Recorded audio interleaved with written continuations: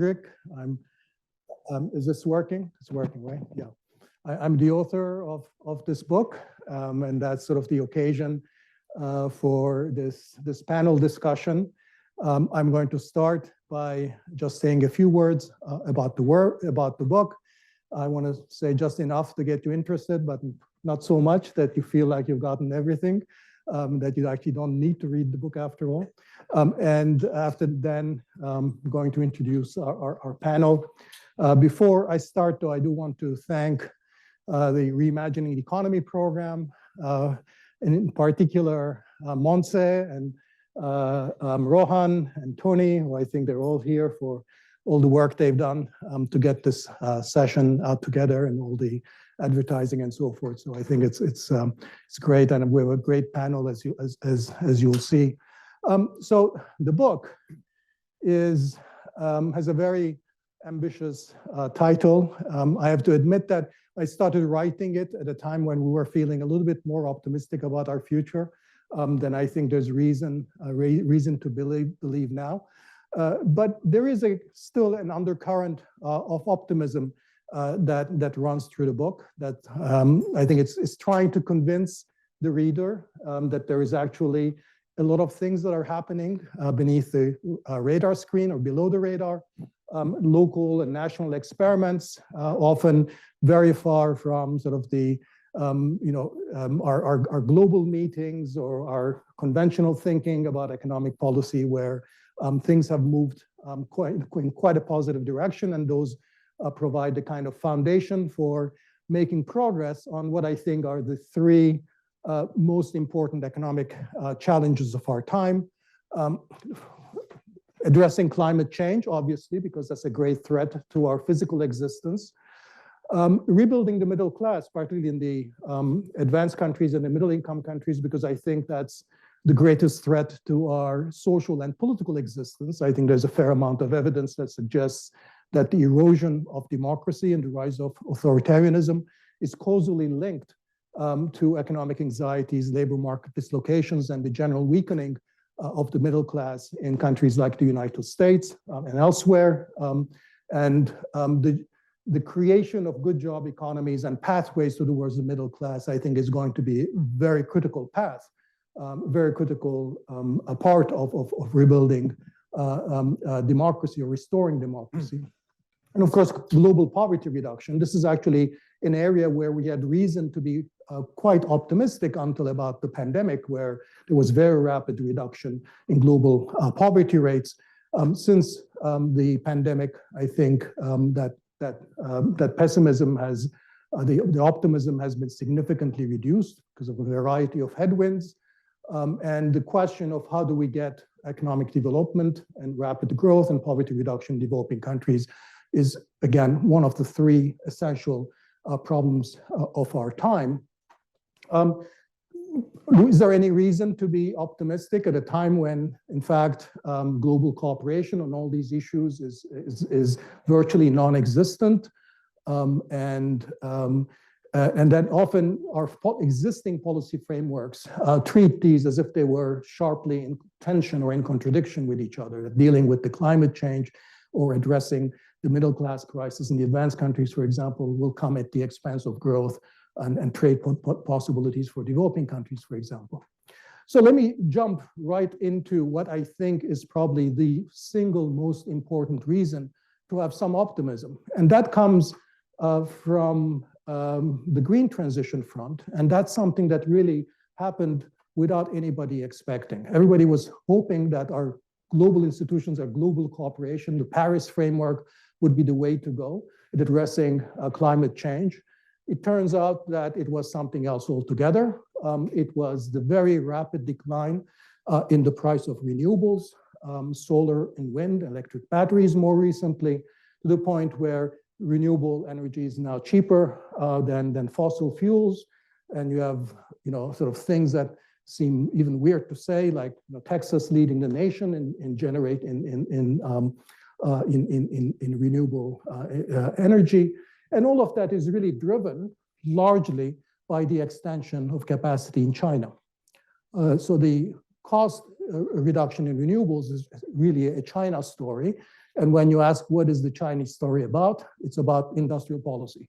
It's about a variety of policies administered at all levels of the Chinese government, national, provincial, municipal, to incentivize investment in renewables, traveling down the learning cost, prices coming down as a result. So the progress where in fact now even climate skeptics, people who were the earliest to flag the dangers of climate, like Bill McKibben, who are now saying basically that solar is maybe the way that we're going to turn around the corner, where there's this kind of optimism, even on the part of the most alarmed amongst us. I think this is remarkable. And so this industrial policy in China is, I think I use it as a kind of a model to think about a lot of these other challenges, because they entail essentially promoting structural transformation in quite the same way that we need also in these other domains.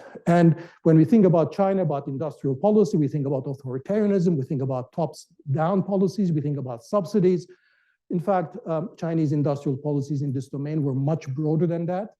They entailed a very wide range of instruments. They entailed not a hard state or hard conditionality, but a lot of collaborative, iterative policy making, working together with private business, working together with localities, a lot of policy experimentation in ways that actually are largely orthogonal to the authoritarian nature of the government. So there are things that we can learn from that.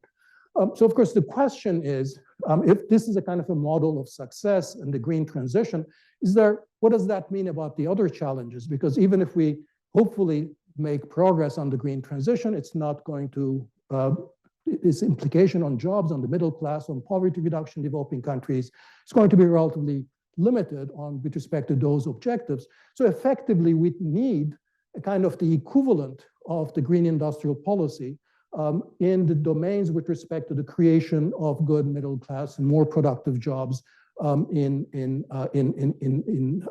rest of the world as well. So is there a green industrial policy equivalent of these in these other domains as well?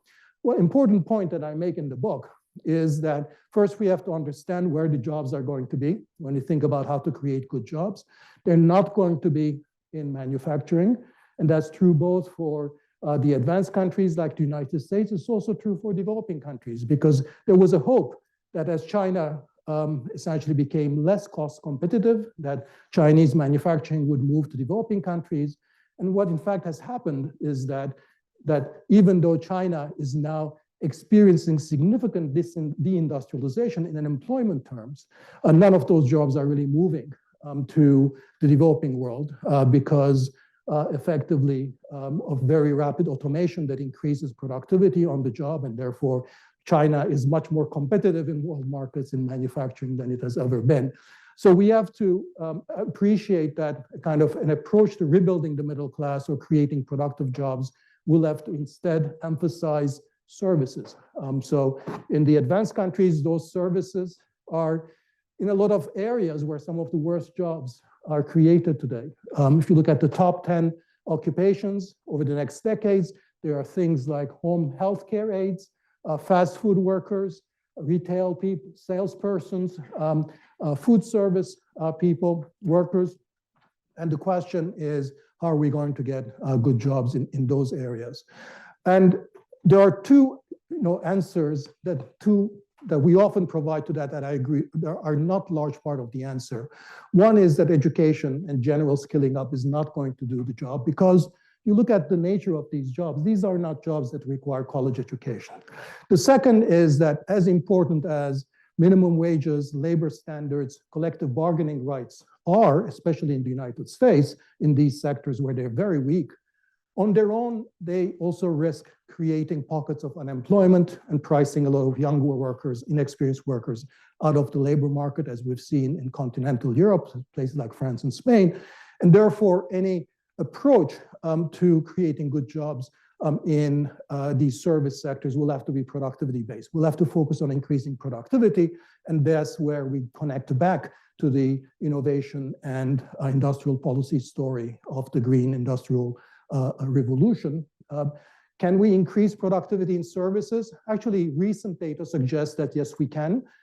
In the United States, surprisingly, productivity in services like retail trade, wholesale trade, accommodation and food services recently has increased at a faster clip than in manufacturing. In many areas of developing countries, industrial productivity in services has also increased faster than manufacturing. So there is something that is happening, but if you look closely at where those productivity gains are coming from, we're all familiar with Amazon and Uber and how they've used new digital technologies, platforms to essentially increase productivity significantly. But because the technology has been controlled by the platforms or by these firms, it has not produced wide benefits for workers or indeed for for society as a whole and individuals in their role as workers. So a large part of the argument in the book is also how we can redirect innovation, that there is proof of concept that can work in services. How can we redirect that? Think about DARPA or ARPA style agencies that really focus on worker and on worker-friendly technologies. I think we kind of need a national effort in that domain in quite the same way that China made the green industrial policy, the green industrial transition, a kind of a national project. And I think that example is useful to bear in mind. Finally, in the book itself, I'm not going to go through this. So, this new style of policy making, which I argue characterizes China's green industrial policies and which we observe in a lot of other experiments, local and national around the world, is a growing practice, that it is not just specific to China. We see it either in sort of DARPA style institutional arrangements in the United States and how we foster and stimulate advanced technologies. We see it in a variety of local economic development policies and practices, which we here in the Reimagining the Economy program follow quite closely. And we see it in a variety of projects, often driven by nonprofits or social enterprise around the world at increasing the productivity of very small-scale enterprises, whether they're street vendors or they're community health workers, by deploying technologies appropriately to increase their workers. So there are all these examples on which one can build, which at least give the beginnings of a kind of an optimistic take. So that's really what the book is about. I'm now very happy to turn to our panel. I'm very happy that we could bring together such an amazing group. Chatib Basri here is really an exemplary scholar practitioner in my mind. He is former finance minister of Indonesia, has been head of the investment board in Indonesia, is currently a member of the Economic Council, Advisory Council to the President. He also is visiting us at CID here as a visiting scholar, with also many publications to his name, as I said, a scholar practitioner. Rebecca Henderson is, of course, one of our university professors, which gives her the right to do whatever she wants and teach whatever she wants in whatever faculty around the university. She has been one of the earliest people to worry, one of the earliest economists, I should say, to worry about these kinds of issues. And she has written very insightfully about how the energies of the private sector can be mobilized to promote sustainable development. She's written and authored many books along the same lines. One of her titles is, her 2020 book is Reimagining Capitalism in a World on Fire. And you'll notice similarities with all of the themes that animate our work here. So delighted to have you, Rebecca. Finally, last but not least, we're able to bring John Cassidy all the way from New York. John is a staff writer at The New Yorker. He's the author of many, many books, the last of which I just read recently, came out this year. It's called Capitalism and Its Critics, a History from the Industrial Revolution to AI. And I notice that the Financial Times has listed it as the most anticipated book of 2025, which I take umbrage at. But the book is worth it. It's great. And then the other book of his that I've read, which is excellent, is How Markets Fail, the Logic of Economic Calamities. And I recommend that you really read that as well. So with that, I'm going to turn over to John, who's going to moderate our discussion. Thank you very much, Dani. And just one thing, the FT said one of the most anticipated books, not the most. Anyway, I'm delighted to be back at Harvard. Thank you very much, Dani, for inviting me. I actually had a very brief and undistinguished career here in the mid-'80s when I was a visiting layabout, a Harkness Fellow. And then I was thinking, I haven't been here for years. I came back in the late 90s and interviewed John Kenneth Galbraith, who I wrote about for the New Yorker. I think his picture's on the wall there, I just saw. And I haven't been here for nearly 30 years. Every time I come back, it seems to be bigger and more prosperous. So globalization has been good for Harvard, if not for other places which may say something about where we are. But anyway, get to the subject of the panel. I read the book on the way up last night, as with all Dani's stuff, very well written, very provocative, very sort of ahead of the curve. So I'm delighted to be here. I just wanted to start with a general question, which you addressed in your remarks and obviously runs through all your book, whether we need a new economic paradigm. The paradigm, I mean, which I addressed in my own book too. You mentioned the Keynesian paradigm in your book, and I wouldn't say you're entirely dismissive of it, but you do say that it's sort of run its course and is not sufficient for the 21st century, largely because the industrial jobs which underpinned it are not coming back, is your argument. So if that paradigm's out the window, what's left? And you mentioned sort of Chinese state capitalism, which you seem to take as a model, actually, maybe without the authoritarianism. But obviously you're very up on their industrial policy. The other model out there, of course, is Trumpian economic nationalism. And then on the left, of course, there's the whole degrowth paradigm, which is popular in some circles, especially in Europe. So I thought I'd just start by asking the panel, maybe going along the line, whether you think there is a need for a new paradigm, or maybe we can just sort of, get along with modest reforms. What do you think, Rebecca?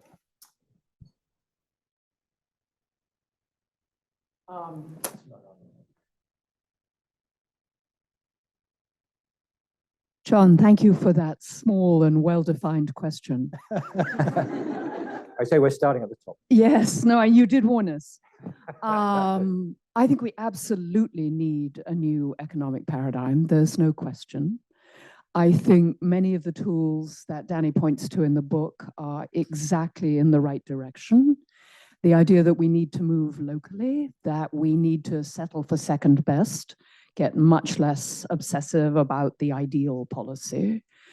The idea that the relationship between the public and private sectors has to change to one of more experiential, ongoing collaboration also seems exactly right.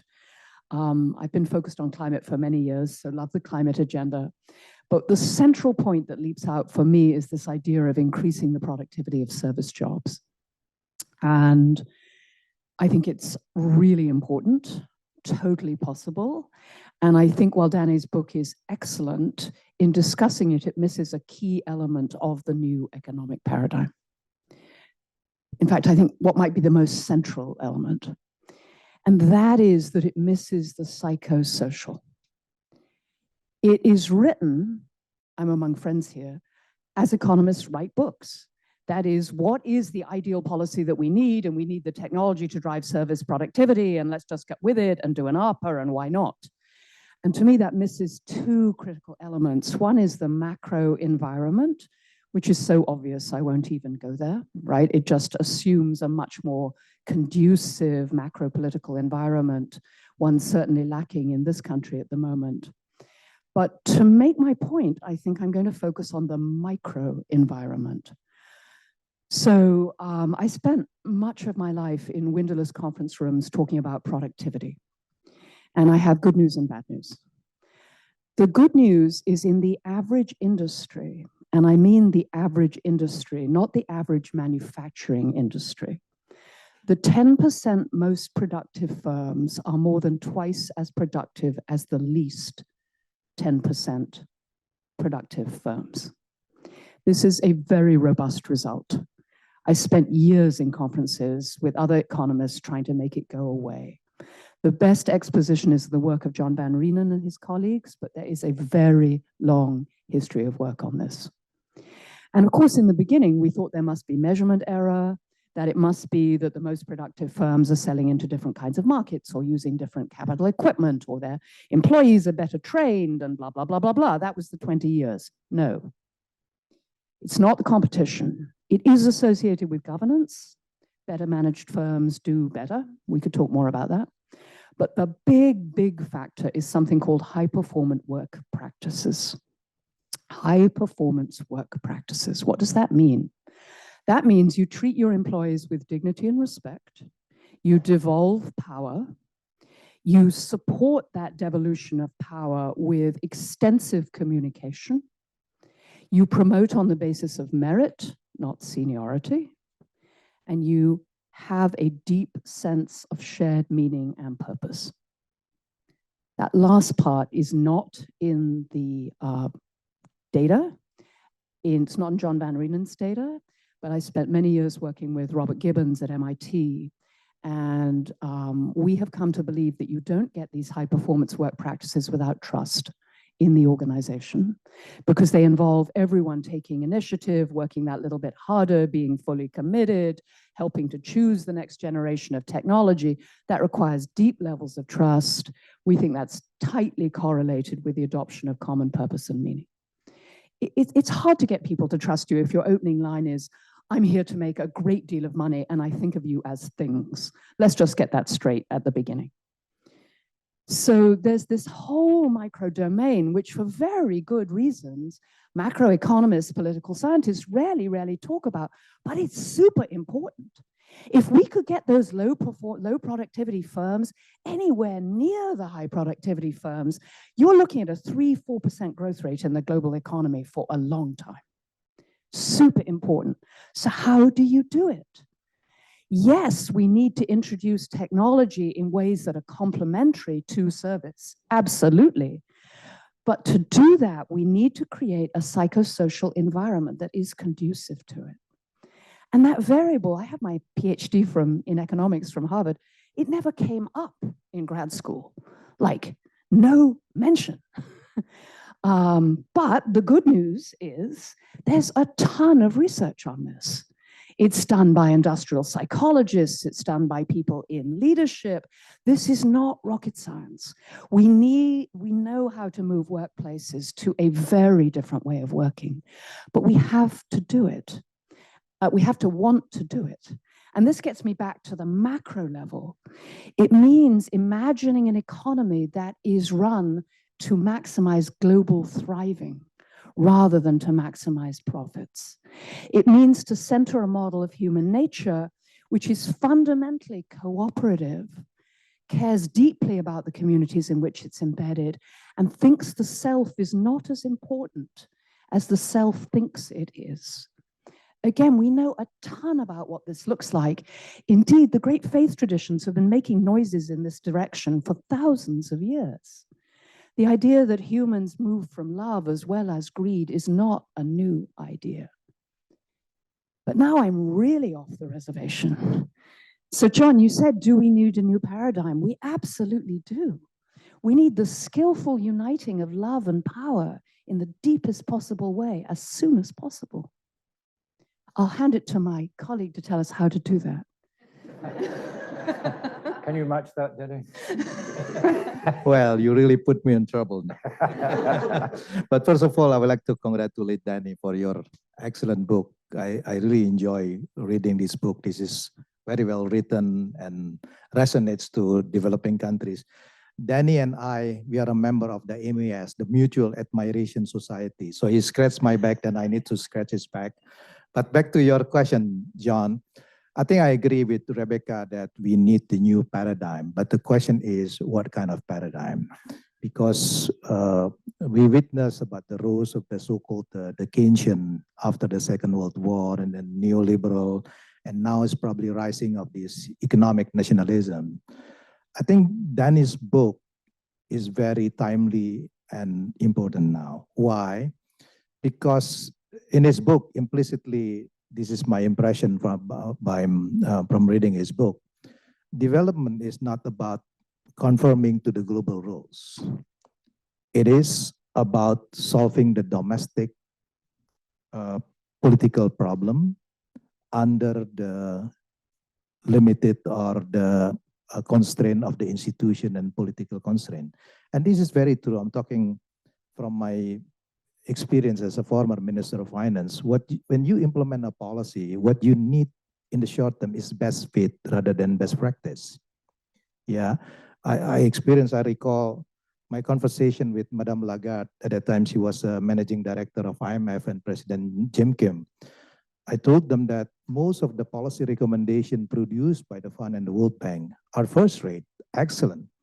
But the problem is they can only be implemented about 15 years from now. Because the developing countries, we don't have the first rate institution. So we have to work within constraint. So maybe some of you students one day will become a policymaker. If I can give a tips to you, be careful in implementing Star Wars policy in the Jurassic Park institution. It's not going to work. So Dani's book, this is very, very important because he mentioned about the importance of the experimentation. I'm coming from a country like Indonesia. For you who's probably not familiar with Indonesia, we are a country with a 287 million population, 17,000 islands, very diverse.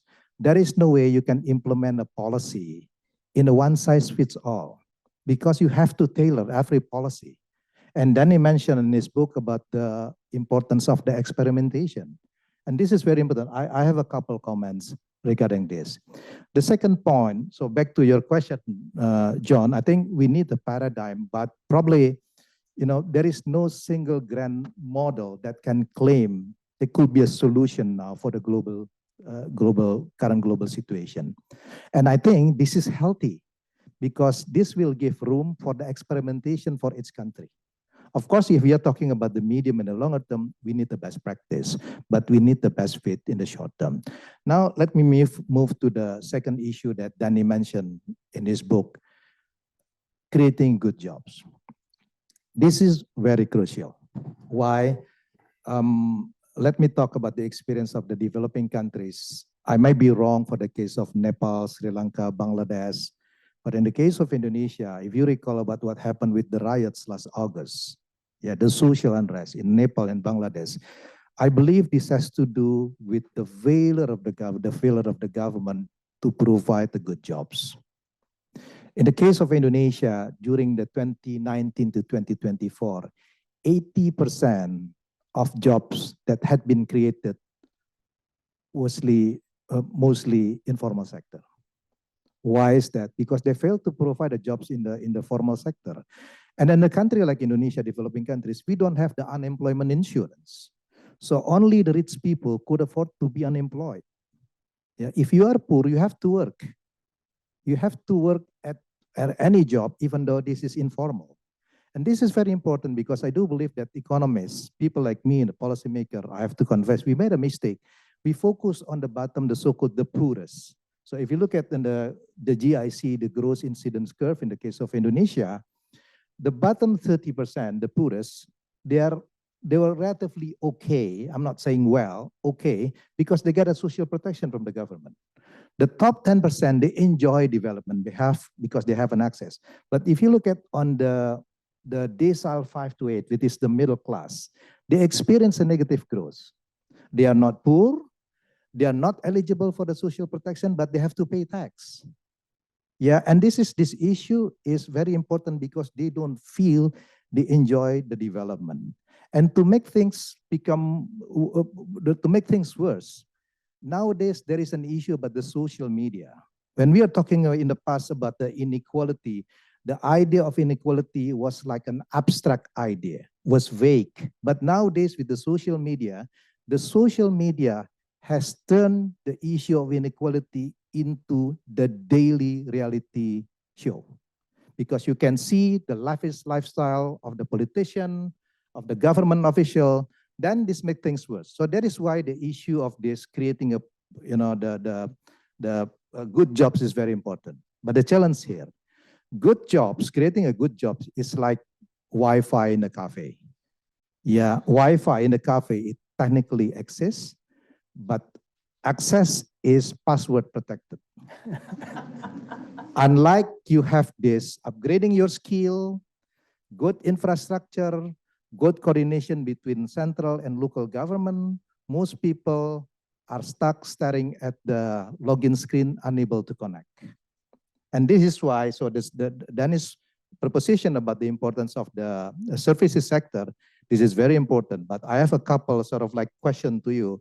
I don't dare to disagree with Dani. You don't disagree with the top economists, you'll be in trouble, you know. So, but I have a couple of sort of like points regarding this.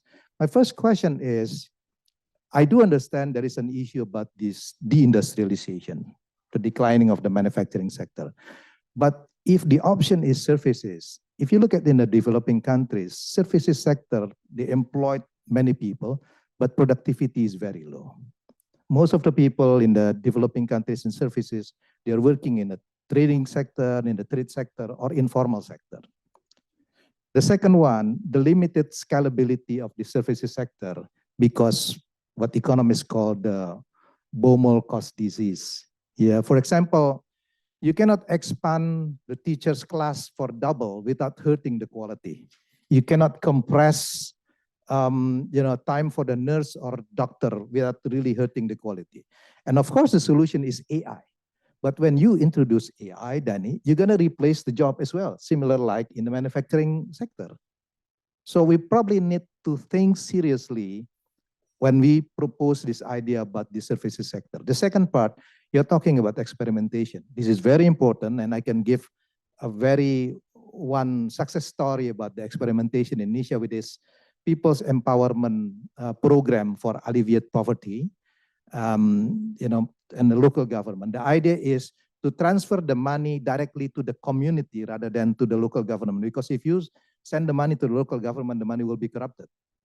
But if you send the money directly to the community, it's in our experience, it saves cost probably about 25 to 30%. But the project was successful because it was started by piloting. We evaluate, we adapt, and then eventually adopted by the central government. But this will require the coordination between central and local government and private sector. The problem is in many emerging developing economies, coordination failure is not a bug, it is the operating system. So it's very difficult, so unless we address this issue, then probably the solution of the services sector and experimentation, we probably need sometimes to sort of like to improve the situation. I think I stop it here. Dani, would you like to respond to? Yeah, thank you. Thank you, all of you. Maybe I'll start with the question about the big question about the paradigm, and then connect with some of the points that was raised by, made by Rebecca and did it. So I do think we need a new paradigm about economic policy. And I think the reason that the Keynesian, sort of post-war Keynesian social democratic sort of settlement is no longer adequate is that settlement was based on the notion that first pursuing full employment policies, and second, that you provide adequate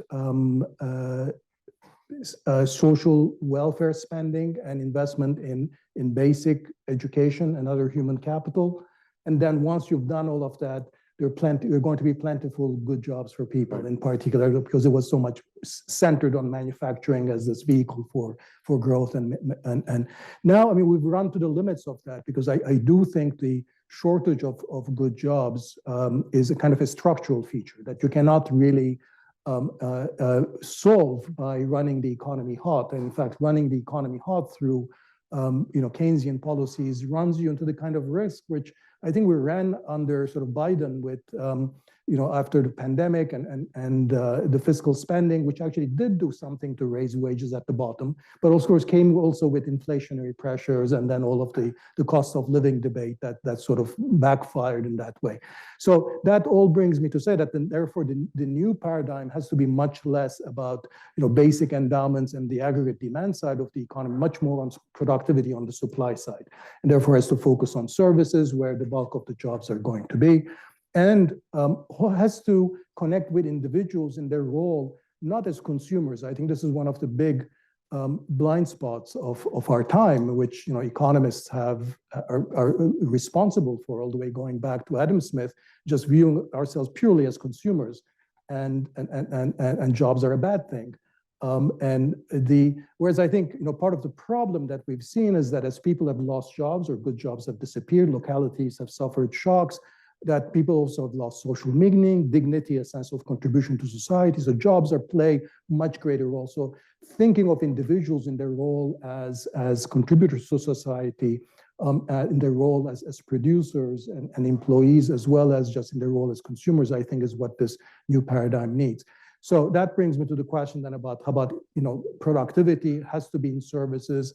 I'm very glad, Rebecca, you mentioned these productivity gaps across firms, because this happens to be what I just talked about in class before I just came here. So I think many of my MPID students might be in this source, that it was about misallocation, about this huge dispersion in productivity across firms and how much mileage you can get by closing some of that gaps. But maybe, and I do talk a little about that in the book, I don't give it those names, but I think there's a need of moving away from the Taylorist approach to production to much more sort of a reinvented Toyota production system kind of approach, where workers are given much more agency. They can design some of the processes. They're allowed to intervene, and that can be hugely productivity enhancing. So we need that kind of revolution in services as well that we had earlier in manufacturing. But maybe I'm a little bit more skeptical than you. Maybe I'm just putting words in your mouth, that the interest of business alone will be driving that. And I think my fear is that if you let businesses drive this, then you're going to get the kind of implementation of technologies that essentially, they're going to monitor every movement that the worker makes, as in Amazon, or ekes out all the surplus that workers could get as under Uber. I think so we need different kinds of technologies. And I think that also connects with your point about the AI and all of that. It's really a question about who's in control. I think 2 weeks ago, I think we had a presentation here by Max Casey, precisely on this question about, control of AI. I think it makes a huge difference, whether it's AI is being used to provide agency to workers, who allow them to do tasks that are more sophisticated, things they couldn't do before, as opposed to just enabling employers to just use it in a way that's going to maximize the profits. That's where I think there's a huge public role in terms of changing the norms around which these innovations occur. So let me not go. Let me just stop there. Okay, thank you very much. Just on that, obviously, you mentioned AI, and it runs through. I hate everybody talks about AI and nothing else, but we can't really avoid it in this one. And you brought up the question of who controls it. Is it going to be basically an aid to the productivity of workers, or does it replace the workers, as Didi suggested? Which again brings up, well, who controls it? Because if you leave it to the platform monopolies and the new, Microsoft OpenAI combine, which we read about yesterday, seems that profit motive will do whatever's the best for them. So how do we address that concretely? Are we talking about public ownership? Should the AI systems be public utilities? Should they be heavily regulated private utilities? Should they be pretty much left as they are? What's your thoughts on how we adapt AI to a sort of socially inclusive economic model? I think what I suggest in the book is that we kind of need for AI in other areas of new technology a kind of a DARPA-like effort. So I call it ARPA-W. We have the DARPA model of innovation, where the federal government is very heavily involved in shaping the direction of technology. Of course, it started with DARPA, which is a defense-related technologies. Then we have many DARPAs in areas like health, in energy, and I want to see an ARPA-W, which is an ARPA for workers, where sort of the federal government is taking it on as a mission to invest and develop frontier technologies, where the idea is to develop capabilities that are going to be complementary to low-skill work. And we have examples that we know that in care or in education or retail, these technologies do exist, but the fundamental problem is the incentive problem. I think that we all are underlining that if this is purely in the control of corporations and large platforms, it's not going to go in a direction that benefits workers at large necessarily. Or I think the experience with places like Amazon and Uber are very instructive, because there you see precisely, I mean, those firms are not at the bottom of the productivity distribution. They're at the top. They've invested in the technology and they've increased wages. But when you talk to people, the workers, they are not happy at all. So you don't have that sense of these are good jobs. And that's because they have no agency, no autonomy, no control. And I think changing that is going to require a dedicated effort to think about deploying technologies in that direction. Now I know it wasn't that early. I mean like even as 5 years ago when I was talking about these things, and a lot of economists are now saying these things. Dharana Jamolo at MIT, David Autor, I think, are working very intensively on these issues. I think the tendency among many economists was to say, you can't give technology a direction. This is, it's so complicated. This is just like, but I think we have so many examples. I mean, the whole point about the green industrial revolution is the green industrial policies. That was a dedicated effort to give technological innovation a direction. We know that can be done, but it can be done only if you take it on as a kind of a national project. You embrace it as a mission, and it's not necessarily a question of money as well. It's just saying that this is a priority. So I don't think it doesn't solve the entire AI problem, because this is really the segment about how do we redirect innovation in a way that's going to be more directly beneficial to workers. There are all these other issues about privacy, what it does to democracy, catastrophic threats and all of that. And those might call for some more radical interventions as well. But, with respect to just this particular stream of that would be my approach. Can I jump Yes, on this? yes. Well, I don't really have the answer to your question, John, but two issues that to me makes me sort of like, ambiguous in the sense. In the one way, if you look at the nature of this technology, you probably need the natural monopoly, because like AI, if the number of volume is high, then they can be more accurate. So in a way that there is an expansion on that. But on the other hand, we have to understand there is a sort of like the need for the governance to it related to AI. The question is how the government should position themselves with the technological disruption. What I'm afraid is government is always left behind with this innovation. How, as a policymaker, for example, how are you gonna introduce a policy that only lasts for about 6 months because the technology disruption? The product cycle is getting shorter and shorter. The ideal solution for this is you have an agile bureaucracy, but agile bureaucracy is oxymoron. There is no way that bureaucracy can be agile, right? So this is really the big issue. And then maybe the policymaker related to this issue, they have to change their mindset from agree on rules to agree on principle. This is something that very radical, and I'm not sure that bureaucracy is ready for that. So I'm more concerned about this government 4.0 rather than this sort of like a problem of AI. Could I jump in on this? There are many, many reasons to read Dani's book. It's really very good. But the parts I thought were just amongst the parts that were extraordinarily convincing were your discussions in answer to the question that Didi raises, which is, what do you do when you don't have capacity to regulate? And how do you do that in a way that doesn't lead to corruption?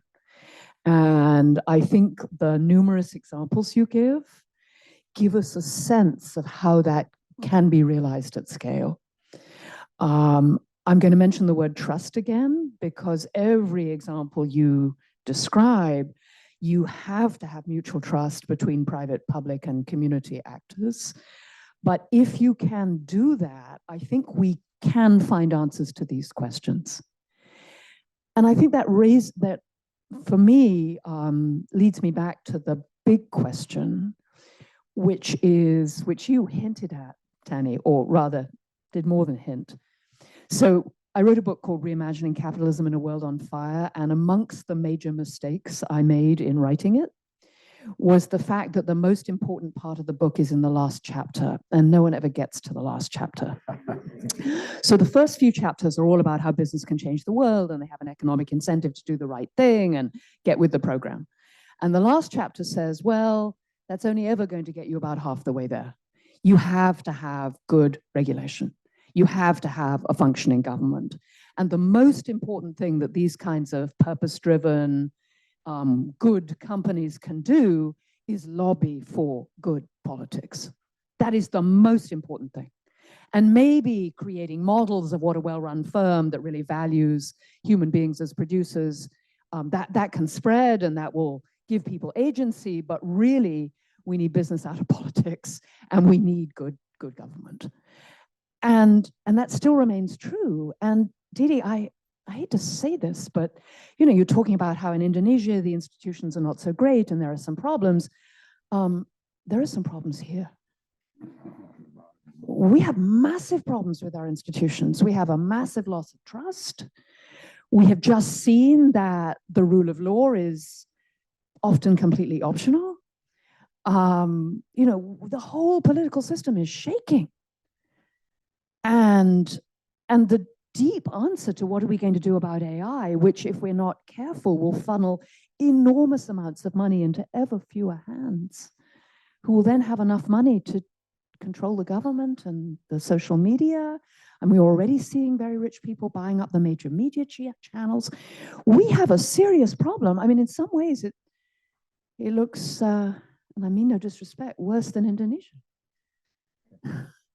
Thank you on that note. Oh, you don't want me to go to the solution? Well, we only have 10 minutes left. Yes. We only have 10 minutes left. I don't have any solutions. I'm just raising the questions. Just a different issue, Dani. Your book is sort of, as you said, quite optimistic. But I found it a bit paradoxical in one part. You sort of suggested that the demise of sort of global institutions and global treaties not working, etc., may not be that bad an idea. No, it may not be that bad because we can have local initiatives or individual governments. But at the same time, you also talk about this great global bargain between the advanced world and the developing world to finance the green transition in the developing world. How is that ever going to come about if there are no global treaties to enforce it? Okay, so John, you've hit on the one area where I couldn't find something to be optimistic about. And so you're right that I argue that a lot of these problems, don't rely on global cooperation, that national and subnational action can get us very far. The one area where I ran in sort of where I couldn't find an optimistic solution is actually low-income countries, is the poorest countries, not the middle-income countries. So I think in terms of poverty reduction, now actually, the majority of even the poorest people are still in middle-income countries. I think there's a lot of potential there. But when you're talking about much of sub-Saharan Africa, small countries, and because those are countries that are not in a position to develop,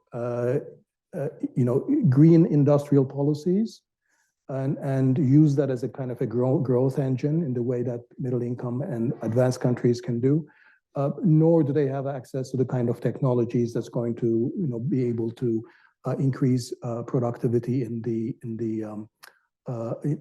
service sector. So in terms of how the sort of the lowest income countries in the world, are able to do the green transition without significant financial and technological assistance from the rest of the world, and that does require global cooperation. Right. The way I frame it in the book in the end is to say, look, this maybe is, it doesn't have to be altruism on the part of the rest of the world. It's enlightened self-interest as well, because ultimately, right, emissions will have to be reduced from those countries as well. And then you have to find ways of convincing those countries to reduce emissions. That's not going to happen if those countries don't see a way to grow and develop in a green direction, which means if they don't have the financial and technological assistance to adopt those green technologies. So I think there is some kind of a path, but I admit that that's sort of one area in terms of how do you get the emissions and the green transition in the lowest income countries in the world. That does require, I think, more global cooperation than we've had in the past. So I concede that point, and I do remain pessimistic about that. Do you have a point? Yeah, I think this is really the big. You're talking about this financing mechanism, for example, in the global. The biggest challenge. This is what really happened on the ground. Is the chicken and egg questions.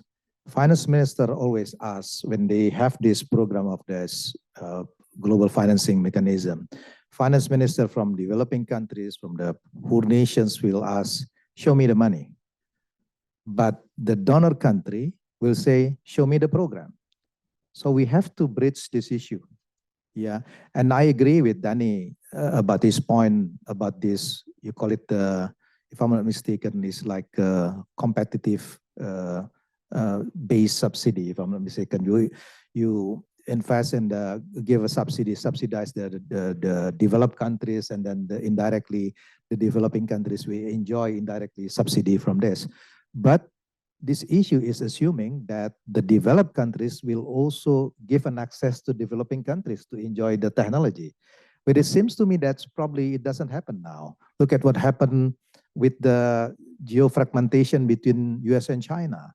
You produce technology here, but it doesn't mean you're going to share to other countries, because the idea of industrial policy in the past to bring the country to the next stage of development. But what I'm afraid is there is a tendency to hurt other countries nowadays. So this is really a big issue. But let me try, I'm trying to be optimistic on this, probably find a sort of like a simple solution. What we probably need to do is to find the entry point that people can feel the benefit of this global cooperation. So I give an example. When Indonesia hosted the G20 back on 2022, was very difficult for us at the time because it was in the midst of war in Ukraine. We almost failed to draft this leaders' consensus. But Indonesia, Italy, and some other European countries, we pushed the agenda of the pandemic fund, establishing pandemic fund. When we discuss about pandemic, everybody around the table agree. That's the reasons why the G20 established the G20. So probably one way to do it in order to sort of like to have this global cooperation on this, try to find a success story. Next, people feel the benefit of it. Then the politician, there is an incentive for them to go further, and we move to the more complex and difficult issue. So probably, try to find common platform or entry point. It's probably one way to sort of like to revive again this global cooperation related to the financing mechanism. Of course, the biggest challenge is everyone agree that we must to save the earth, but we haven't agreed yet on should pick up the bill, and that's really the big issue. Rebecca, do you want to weigh in on this one? Not on this one. And I just maybe, because I didn't want to end on it, I was too pessimistic. So let me just try to make it. So it's interesting. Another path here is that today, one of the countries that is moving into renewables the most rapidly is Ethiopia. And why is that? It's because imported solar panels from China are so cheap. So because now these prices of renewable energy has fallen so rapidly, you have kind of avenues that are available to very poor countries that you didn't have before. So that's again, it's happening in ways that we weren't imagining, and so that sort of would be the more optimistic loss on this. Okay, thank you. I mean, I think one of the great things about the book is it does give people reasons for optimism. So the reasons you should all read it.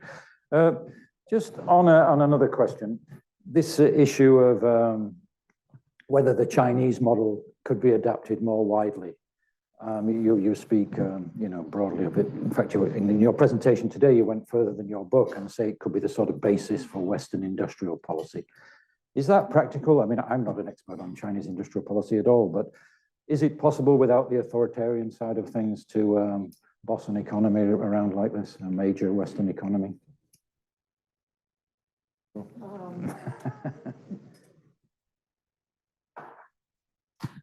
I spent the first 20 years of my career studying innovation and technological evolution. And when Dani says that it is not the case that technologies set their own course, he is absolutely right. The history of America, both in the late 19th and post-World War II, is of precisely aggressive industrial policy in computers, in semiconductors, in the massive funding of universities.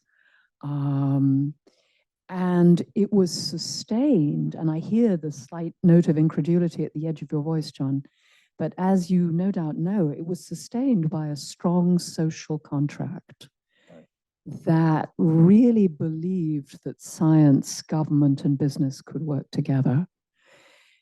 And as you say, in China, that social contract is enforced by an authoritarianism.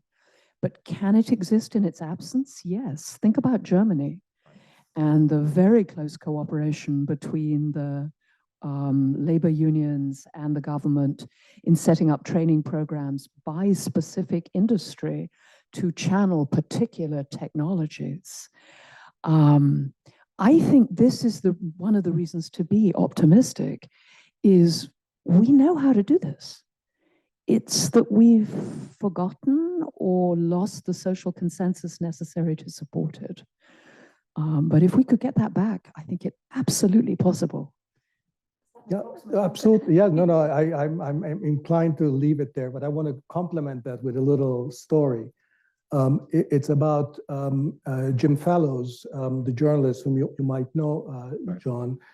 So Jim Fallows is a journalist who wrote for The Atlantic, I believe, for a long time. He was based in East Asia, in Japan and other countries in East Asia. And he wrote extensively about the East Asian industrial policies, where we have this image of, China top down, hard state, all the stuff that's supposed to exist only there.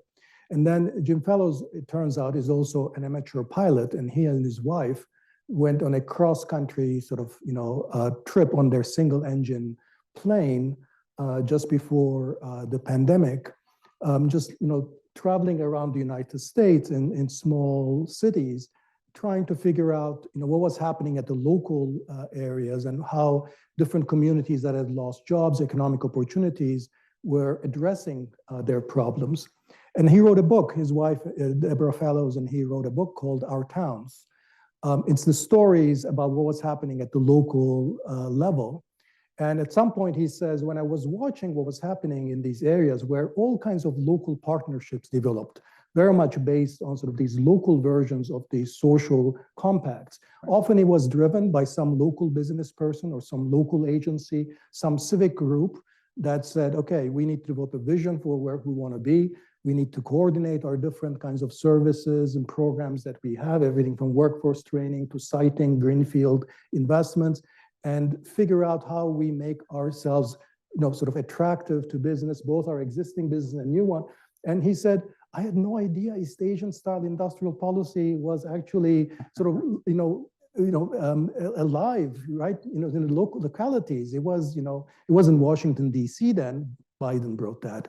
But then it was like, Western Michigan, it was Rochester, it was, South Carolina. These things were already happening. And if you told these people that they were doing East Asian industrial policy, or they said, no, we're just being pragmatic people trying to solve our problems.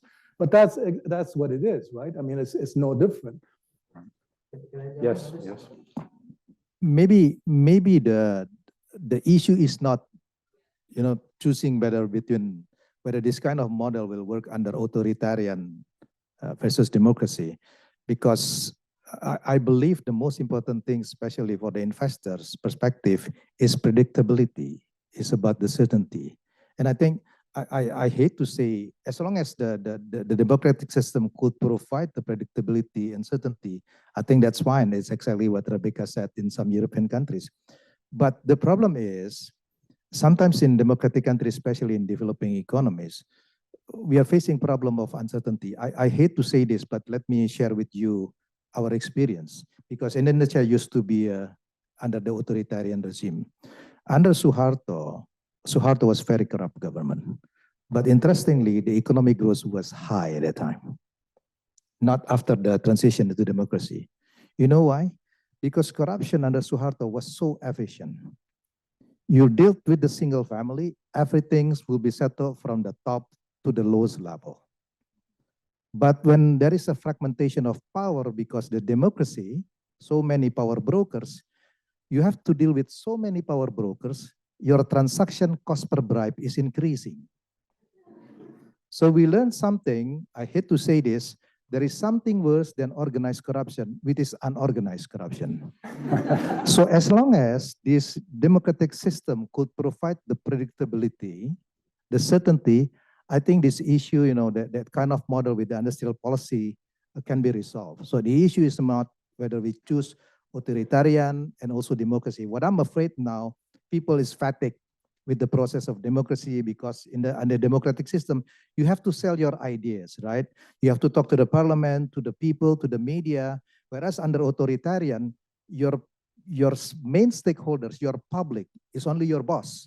As long as you get the ear of the president or prime minister, they could provide, you could do any reform, whatever you like what happened in Chile under Pinochet. So the issue is, I think, is more to do with the issue about the predictability or the certainty. Okay, thank you. You mentioned a single party rule, a single family rule. Seems to be moving in that direction here, which brings me to, I think we're running out of time. A last question, we haven't really spoke about politics, but in writing my book about the history of capitalism, one thing I learned is that all the successful systems have got a sort of stable political economy underneath them. The Keynesian system had a sort of alliance of the labor movement and educated liberals. Neoliberalism had a sort of the educated and the sort of middle classes in the developing countries. Your sort of new paradigm of sort of productivism, as you call it, and industrial policy, how can that, what's the political economy basis of it to make it a sustainable system? So the way I think about it is the contemporary version of economic populism, because it's a contemporary version, I'll call it, of the mid-century settlement, if you will, where it had to, in the mid-century, it was based on an alliance with the working class, yeah, and with big business, and that was centered around manufacturing, and you didn't have to do much on productivity in manufacturing because that tends to pretty dynamic. So now the new settlement, I think, has to be around once again the workers, but the workers are no longer in manufacturing. Many of them are in very precarious work that doesn't entail good jobs. So it has to find a way of addressing their concerns, and their concerns are going to be about they're having good, meaningful jobs that gives them dignity. And I think that has to come with these new types of industrial policies that are is emphasizing the role of labor standards and minimum wages and collective bargaining, but also embedding that in a much more productivity enhancing environment that's partly driven by innovations and technology that we know that's available.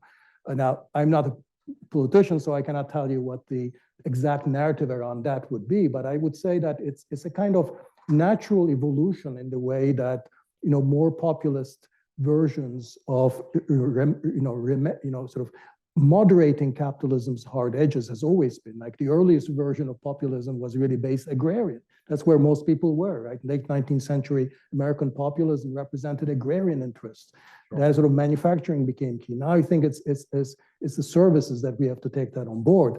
And it's remarkable how there seems to be, both on the left and the right, a consensus that is you have to go through revitalizing manufacturing. That's the only way to reconnect with local communities and the working class. Right. And you just have to get over that because it's not going to happen. Right. I mean, I would point out that Joe Biden, I mean, I don't think you criticize industrial policy, but you say it was focused on manufacturing. If you actually remember, his original Build Back Better program, half of it was the care economy. And that was the stuff. So the Republicans didn't go with it. Yeah, absolutely. So that's absolutely true. And they had a plan for. And also, to his credit, he had a lot of the Good Jobs Challenge program, the regional challenges, which were much more in line with the kinds of ideas that I think would. So the challenges make Bidenism popular. No, I mean, but look, I mean, those challenges were, 1/10 if you add them all up in terms of, if you ask how many people here have heard of the Chips and Science Act, right? How many people have heard about the regional challenges of the Biden administration, except for people in the Reimagining the Economy program? I mean, it's like, that's how, nobody knows about them because, but I think you're right, John, that partly, if you couldn't get Republicans to sign up on that because Republicans are happy to go on manufacturing and counter the Chinese, right. But there was but I mean, that's right. Can I jump in from the perspective of developing economies? I believe that I couldn't agree more with Dani. This is really strong ground from the political economy perspective because as I said, without this productivism creating good jobs, what I'm afraid is this issue of the eroding middle class, failure to provide good jobs is going to create a political tension in many emerging developing economies. So that is why your book, Dani, is a very timely and is a very important. And I do believe that, many governments should look at this issue because this issue has been neglected for so many years from policymaker perspective. And I will just say that my guess is the political economy will come through communities. It will come through the states in this country. It won't come from the national level. Okay, well, we've got 10 minutes left and we'd like to open questions to the audience, please. Please ask a question. Don't, give your master's thesis. Any of the panelists, but obviously Dani primarily. So anybody, any questions? A gentleman in the back. Oh, lady at the back. Sorry, I couldn't see you. I just saw your hand. Hi, my name is Dani. You probably need the microphone. Because, yeah. Actually, you just walk to the center of the room. Hi, I'm Sandy from South Africa. Prof, you mentioned that in your beginning remarks about the trade unions and how they kind of make it hard to get more people into the job market. Our president was a former trade unionist, and with our history of apartheid, the trade unions play an important part in actually protecting workers' rights and actually humanizing the worker. And so what do you see their role in this kind of shared prosperity? If I do acknowledge some of their downsides. Yeah. Well, I mean, the unions in South Africa have played a huge role alongside the ANC in democratizing the country. I mean, I think that's an amazing achievement, and I think, but we do see very sharply some of the consequences of having moved towards a relatively high wage economy in South Africa, where the unemployment consequences, especially for youth, have been very, very significant. And I think, South Africa has made a bargain that we're going to have relatively, generous transfers for unemployed workers and not necessarily create a whole lot of jobs. And I think, right now that's a problem. So I think that's why, you have to embed your growth strategy, in one where you're paying a lot more emphasis in the context of South Africa, for example. It has to be that industrial policy has focused almost exclusively on manufacturing, which is no longer creating the jobs, keeps shrinking. And you have to find ways of entering for much of the school leavers and the youth who are essentially not entering the labor market, and find how you can invigorate the small and medium-sized enterprise sector through the equivalent of industrial policies, which so far have been focused on, like the auto sector or financial services, which are great for foreign currency, but not for jobs. Thank you. Anybody else? Yeah. You give the microphone here. Thank you so much for the insightful stories, especially from Indonesia. I'm Redemta. I'm from Indonesia, a BU student at global marketing. Actually, I really inspired by the talk, especially about AI, because I come from Eastern Indonesia. that with, it's mostly a rural area that you can find like a what's a disruption in technology that you search today. So as a student, I would like to ask Mr. Chatib Basri, what would you, if you have a change to become a public policy, sorry, I mean, president of Indonesia probably in the future, what kind of public policy that would like to implement in Eastern Indonesia related to disruption in technology, especially AI? Thank you. My short answer to this, the biggest problem for us is digital divide, because not all of area in Indonesia have an access for the technology. That's the reasons why even during the COVID, probably about 20% of the students couldn't get an access through the online education. So that's the first thing. The second part is the things that we discussed before about the issue of governance, the ability of the government to catch up on the regulation. Okay, thanks. Gentleman in the back.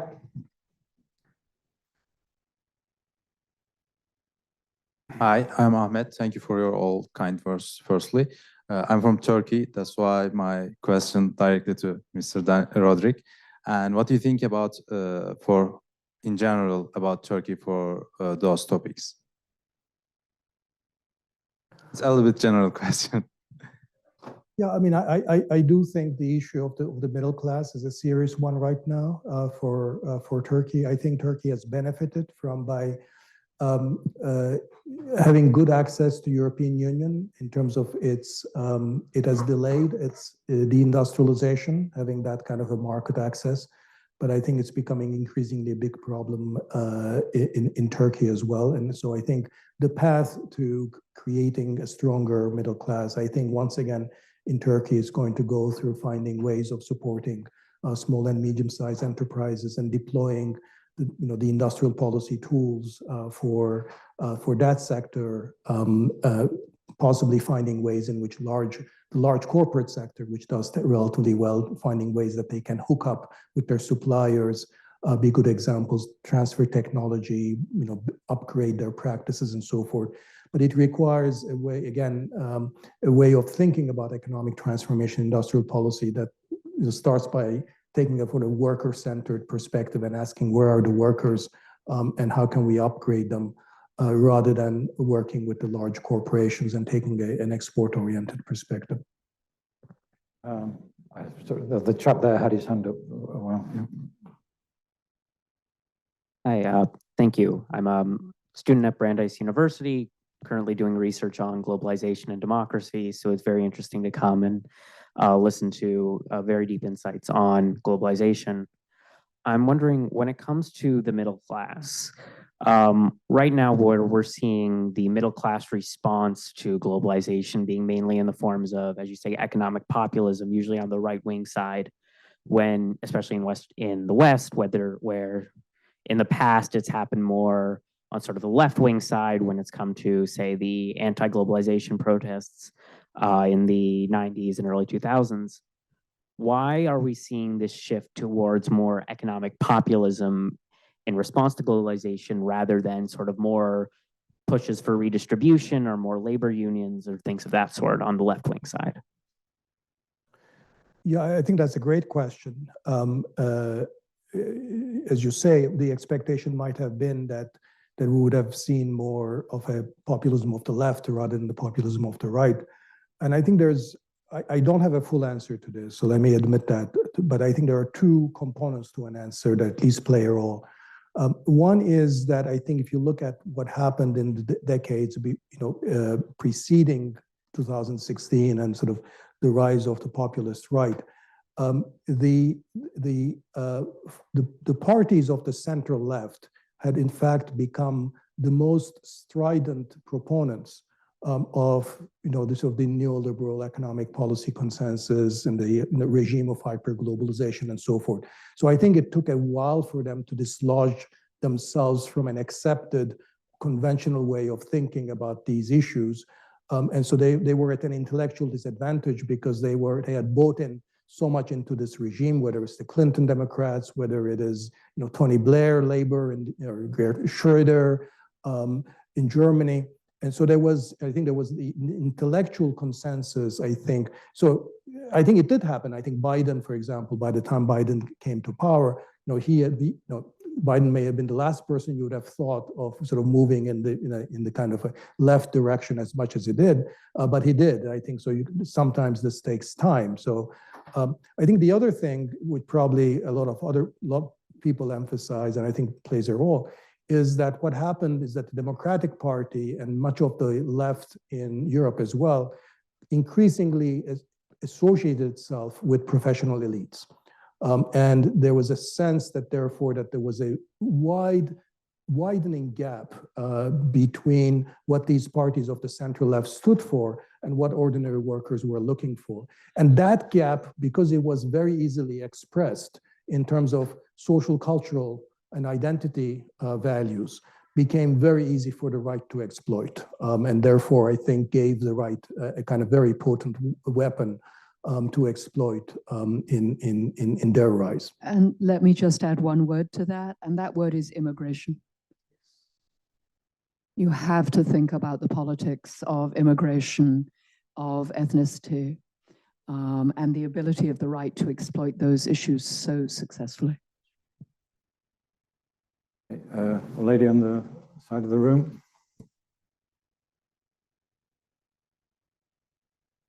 Hi, thank you so much for this very insightful talk. This is a question for everyone, but Professor Henderson, you mentioned underpinning economic systems with love and kindness and values like that. And there might be a lot of policies that might be good for the world, but might not have a strong economic argument, or the solution might not lie in economic policy, and it might actually require a fundamental transformation of values at scale.